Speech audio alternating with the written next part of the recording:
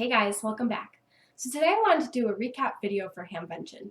It was amazing. But first I want to say I'm sorry that I didn't make this video earlier. I actually got sick right after Hamvention and did not have a voice, was not really up for making videos. My friends and I left around 7 p.m. on Thursday night to get down to Dayton. Where I'm from, which is Rochester, New York, it was a 6 to 7 hour drive depending on stops, and we got in around 3 o'clock in the morning. I would definitely suggest leaving earlier in the future. You don't want to get in at 3 o'clock in the morning the day before it starts. So for those of you that have never been to Dayton, I want to give you a general idea of what it was like. So there's a shuttle bus that runs from this abandoned mall parking lot. That's what we decided to use to get to Dayton because the parking at the actual event is limited. So you park in this abandoned parking lot and you get on the shuttle. It was $8 for the full weekend, which was super reasonable, and they gave you a $2 bill as change, so that was pretty cool. You get on the bus, and these buses were running constantly. It took about 4 or 5 minutes to get to the arena, and you pull up and you just see tables upon tables upon tables. The flea market was right outside, right to the left when you got in, so you walk off the bus, you show your ticket. We decided to go to the inside building first because some of our group hadn't bought tickets yet, and we wanted to get in for the door prizes. So you walk into the arena and it's just people everywhere, everywhere. And once you finally get in, it opens up to this, like basically what the court would be, or like an ice rink inside of the arena. That's the main floor. And it's just vendors upon vendors upon vendors. And immediately to your right, there's just all of these gifts and door prizes. So you enter, you give your ticket in, and then you enter to win those door prizes. And it was just so much going on. There was just so many vendors in that room, so many people. It was really, really hard to walk. And on top of that, there were a lot of scooters. There was actually scooter rentals because there's just so much walking to be done that it actually makes it really, really, really hard to get around if you're not on a scooter.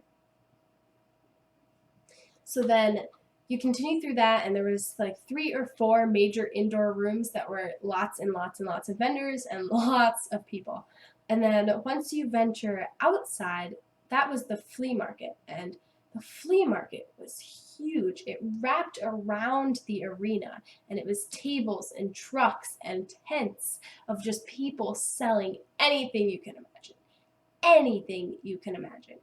And there were some pretty good deals. I mean, it's a flea market, so you have to, look around. Not everything's going to be an amazing deal, but there was certainly some good deals, and if you were willing to haggle, you were able to get things for a lot less, which was really, really nice. So this was my first time at Hamvention, so I thought I'd talk about some of my favorites from the experience. I absolutely loved getting to see all of the hams from all over the world. That was awesome. All the booths, seeing all the cool technology that's using amateur radio.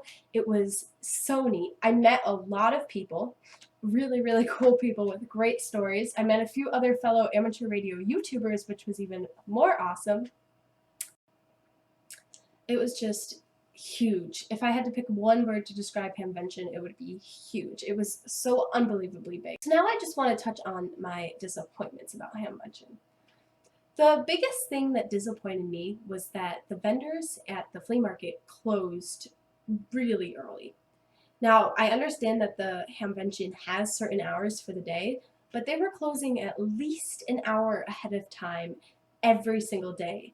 I mean, on the one day the weather was kind of bad, so I can understand that, but the previous day it was beautiful out, and it was the first day, and they were still closed an hour early. Now, to me, someone that's never been there before, and there's a lot to see, that's just really disappointing. I was worried about being able to see everything in the time that I had, which, let me tell you, is near to impossible. So I really did not appreciate people closing down early and cutting that time short. So another one of my biggest disappointments is that I didn't attend a single one of the talks. Now, this is totally my own fault. I didn't really look at the schedule, see where or when these talks were, so I totally missed them all. Now, granted, this was my first Hamvention, so I had more than enough on my plate just trying to see everything that was there. But in the future, when I go again, that's definitely something that I'm going to want to take a little bit more of a look at and definitely go to see. One of the biggest pros of Hamvention is that there's so much going on, but this kind of ties into a con as well. I felt like I could not see everything that I wanted to see. The Spurious Emissions are an amateur radio band. They basically take songs and then input amateur radio lyrics. I've heard they're amazing. I didn't get to go see them, very sadly, because they were playing pretty late at a hotel in downtown Dayton, and I was staying at a hotel in Indiana, which was about 45 minutes away from this hotel, and on top of that, they were playing, I think, at 10 o'clock to like 11:30.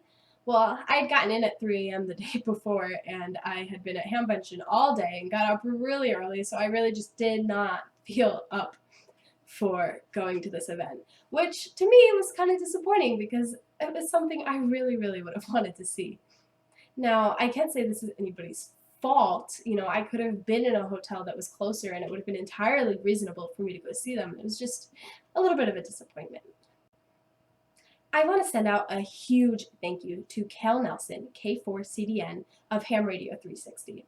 He let me keep my flyers on his table and handed them out to people during the day.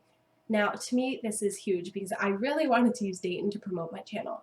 However, what I didn't realize is that this being my first Dayton, all I was really going to want to do was see everything there was to see. And that's exactly what I did. Well, maybe I didn't see everything, but I certainly tried. And it did not leave me much time for promoting. So, Kale, thank you so much for doing that for me. So there's probably so much that I'm forgetting to tell you, but there was just too much to comprehend. So I'm going to call this video for tonight, and I just wanted to say thank you guys so much for all of your support, and I cannot wait to see you all at Dayton next year. 73.